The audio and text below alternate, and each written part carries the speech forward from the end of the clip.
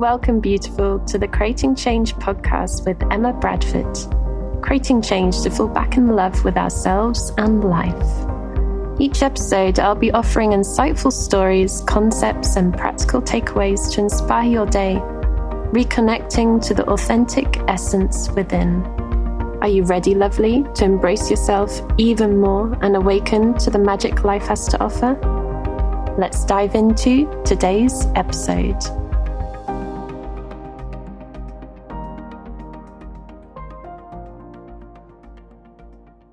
Hello and welcome to Creating Change with Emma Bradford. I'm your host, Emma, and I'm so excited to be here. This podcast has been a long time coming.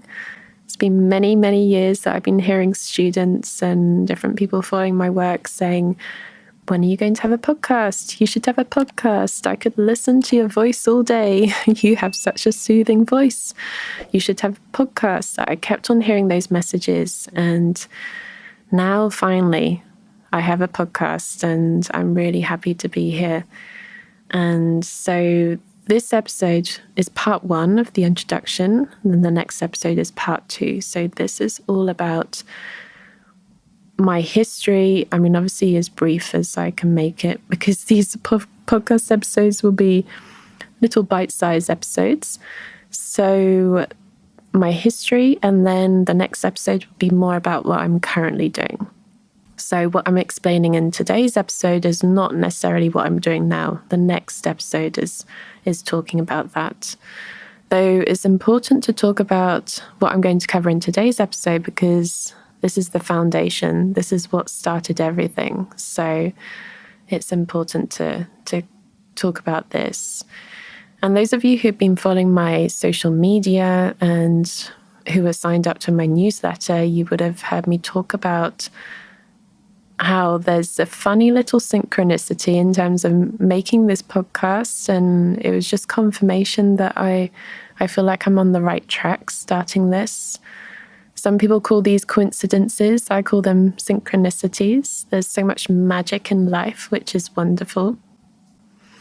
So many, many years ago, when I was a teenager at school, I had many different dreams. I wanted to do different professions related to design, related to architecture, related to interiors, related to art.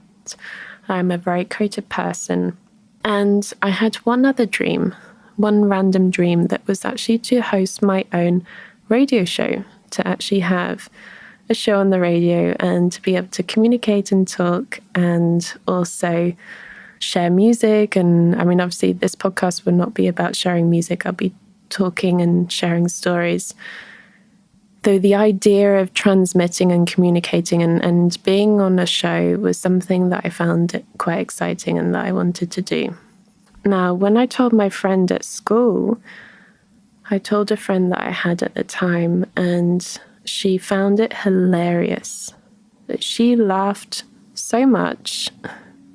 She found it so funny that someone so introverted, quietly spoken, would want to be on the radio. She just couldn't understand it. Anyway, I was quite taken aback by that, and I just pushed the idea to one side.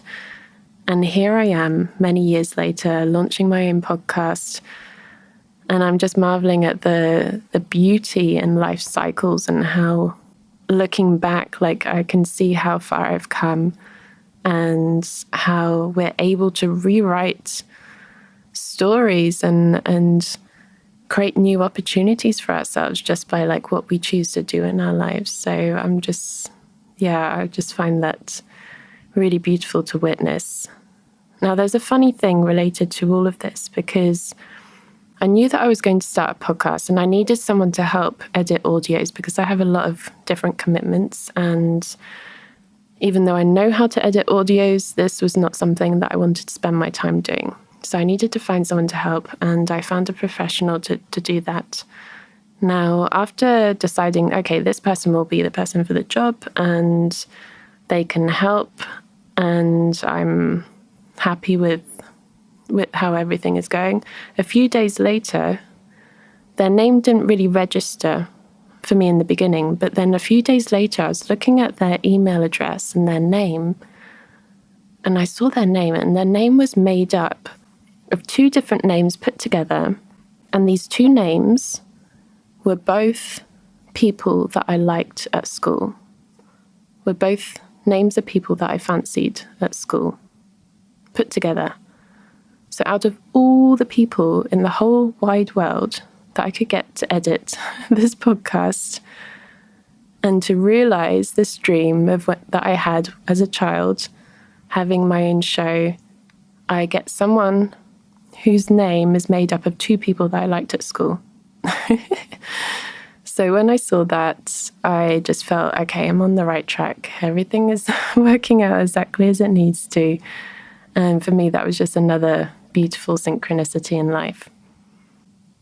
So many, many years ago, I was living and working in London. And in London, I was very burnt out and stressed. I was working for a company there, and I needed a complete change. So after a relationship breakup, I quit my job, moved to Barcelona. I'm from the UK originally, and I moved to Barcelona and had a complete reset at all levels: career, love life, health, well-being, lifestyle, language, everything at all levels. All levels. There was so much change at all levels. And because there was so much change, and because of the stories I was creating in my mind about the change, there was a lot of fear of the uncertainty. Then there was a lot of anxiety arising at that time. And I was also starting to become aware of the subtler side of life. I was starting to become a bit more aware of my sensitivity and paying attention to emotions and starting to explore a little bit internally. And it was almost like opening up this box of all these emotions that I've been suppressing throughout all my childhood. I started to open that up, and it was very overwhelming in the beginning. I was experiencing a lot of anxiety and a lot of panic attacks. I had weekly panic attacks, and it was something that was not fun. Those of you who have experienced panic attacks, you will understand the feeling of life and death that can arise from that. And it was something that I found very, very challenging. It got to the point where I was even like just going to the shops to buy food was just too much. There was too much. It's complete overwhelm on all levels. That was actually what led me to learn NLP, neuro-linguistic programming. So it's all about the codification of why we do what we do and how we do what we do and how to create changes at an unconscious level. I see it somewhere in the middle of between coaching, regular coaching, and hypnosis. NLP sometimes lies in between the two. And I had no intention of teaching NLP. I had no intention of teaching it, though I did the training for myself to help overcome the anxiety and panic attacks. And then it got to about halfway through the training, and it was almost like a light bulb went off. I suddenly realized like how simple and effective these tools were, and how I had been the one influencing my emotional state. I had no idea until at that point. And then I suddenly realized, wow, I was actually enhancing a lot of my emotional state, and I was actually creating these panic attacks, and I could actually reverse that and I could change that. So it was thanks to NLP, thanks to acupuncture, and thanks to cutting out caffeine completely that I was able to let go of weekly panic attacks and let go of that for good. Now, this is not to say that I don't ever experience a little bit of anxiety. Yes, there are times that I do, though I feel that my relationship with anxiety has completely shifted. Now I understand how I'm contributing to it and how I can reduce it. I feel like I have this wonderful toolkit that I can use. So one thing led on to another, and I ended up becoming a trainer in NLP, and I spent many years teaching and doing trainings, teaching people to become practitioners and holding workshops and doing one-on-one sessions. I really enjoyed my job, and I really enjoyed working with other people and really helping them to reconnect to their true self within. Yet something was missing. Something was missing. I knew that this was not everything that I was going to do in my life. This was not everything that I was going to teach. So the first few years of NLP was more about lots of goal setting, boosting emotional state. It was very kind of go, go, go, do, lots of like high power energy states. And so if you think of Tony Robbins, that was the kind of style that I was learning from in the beginning, and like watching different videos and things. I had some really awesome teachers as well who were very much using NLP in a very holistic, wholehearted way, which was great. Though the way that I was seeing it being used with other people in the industry, and also like the whole industry as a whole, the whole coaching industry, there were things I liked and things I didn't like. And after a very profound experience in Menorca, I started to see the light and shadow within everything, within the whole industry. There were things I liked and things that I saw, oh, this is something that we can work on as a whole. This is something that coaches actually need to improve. There's a lot of gifts and support and wonderful things that we offer, but then also there can be a lot of pressure and a lot of unnecessary focus on always needing to be happy or always needing to be in a certain way or create a new you. And I don't really buy into that. I don't believe that we need to fix ourselves. I don't believe we need to become a new person. I feel it's more about reconnecting to who we truly are within. And that's what resonates more. Anyway, I had a really powerful experience in Menorca that shifted everything. Like, it flipped my whole life upside down. And I suddenly started relating to NLP and the whole coaching world in a very different way. So I went to Menorca. Menorca's a beautiful island. Those of you who know it will know what I'm talking about. It's one of my favorite places on the planet. Crystal clear turquoise waters, beautiful beaches, lots of pine forests and little pathways and little coves, like hidden places that you can discover. So beautiful. So I was there and I met someone, and I thought that this person was going to be the love of my life. I thought this person was the person that I was going to marry, and that was it. Everything would be sorted. And that couldn't have been further from the truth. So what happened is that when I was thinking of this person, I was on the beach and I saw this beautiful sparkling grey stone. It's like really shiny and sparkling, almost as if it had glitter in it. And I went to pick up the stone because I was thinking of this person, and I thought, oh, I'm going to pick it up and give it to them as a present next time I see them. And the wave from the sea came and washed it away completely. And I was so annoyed. I was literally like, oh, this stone that I wanted to pick up has completely disappeared. Though just about a foot away from where that stone used to be, there was another stone that caught my eye. And this other stone was this beautiful white stone, and in the middle was a grey heart. So it was a white stone, and in the middle was this grey heart. It was like two different types of rock that be melded together. And it was incredible. This grey heart in the middle of a white stone. Now, me seeing a stone with a heart and me thinking of that person, I thought, okay, that's a sign from the universe that I'm going to get married. I'm going to get married to this person, and everything's wonderful. Though there was a much, much deeper meaning.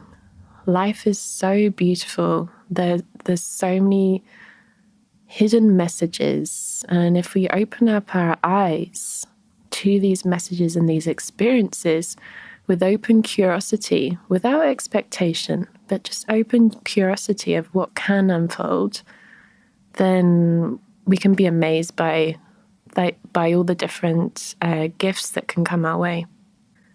So I picked up this stone that had the grey heart in it, and I went to go and see that person. And I soon realized, we both realized that, no, this is not going to be a relationship. This is not what neither of us want. And on that same trip, I was on the beach one day and I saw a little boy slip over by the showers on the beach, and his father came to pick him up and wrapped him up in this big towel. And his father didn't say anything at first. The boy was crying, he was hurting, he was in pain, he had a bruised leg. And his father was literally just holding him, complete presence, wrapping him up in this big fluffy towel, and he was just breathing. Just inhale, exhale, just breathing and holding his child. And when I saw that in front of me, it was almost as if this light bulb went off. And I suddenly realized the meaning of the whole trip, and I realized the meaning of that stone. And everything was about embracing the shadow, embracing those darker aspects of ourselves, embracing those emotions, embracing those challenges, embracing those things that we find painful, just breathing into it, being present and embracing that with tenderness rather than avoiding it. And I realized it's almost as if this big veil had been lifted, and I realized to a much, much deeper level how much I had been suppressing all my life emotionally. So it was a really beautiful experience because I suddenly realized the meaning of that stone, and that whole experience, that whole trip was to lift a veil and open me up to the awareness of the light and shadow in life, and how the two are so interlinked, and that within the shadow there are gifts. Within the shadow there are wonderful learnings and insights, because after the father was holding his son, I then later heard him say to his son just one sentence, and all he said was, "What did you learn here for next time?" And that whole experience, witnessing that in front of me, was such a gift, because I was given this experience, this example of how I could actually tend to those parts within myself. So whenever certain emotions arise, I can literally just inhale, exhale, be present with that, and then ask myself what the insight is, what the learning is, what I can gain from that insight, like just looking at it and seeing emotions as messengers.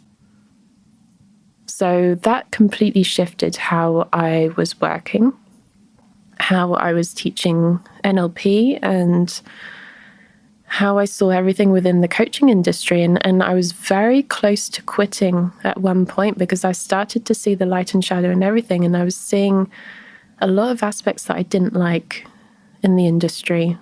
A lot of pushy sales, a lot of pointing out faults and pain points. And I didn't really like that. That just didn't resonate with me.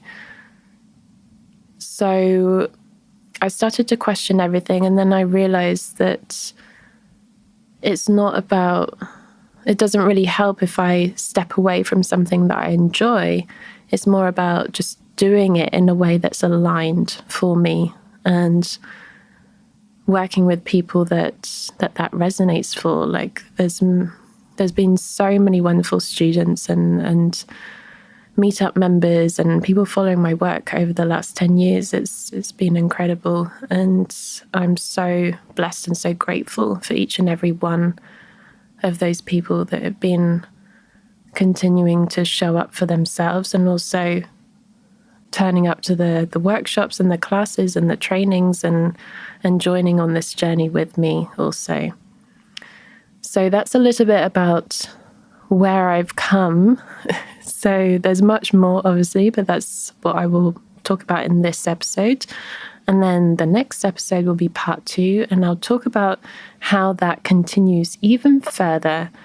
And I started to blend creative arts and dance with NLP. So stay tuned, and I'll see you in the next episode. Wishing you lots of love. Thank you so much for listening to this episode, beautiful. You're amazing. All resources and links can be found on my website, www.emmabradford.net. Link is in the show description. Do come and join my community and share your takeaways from this episode. I'd really love to hear. And don't forget to subscribe so you don't miss any future episodes. Until next time, I wonder, what magic will you experience in life today?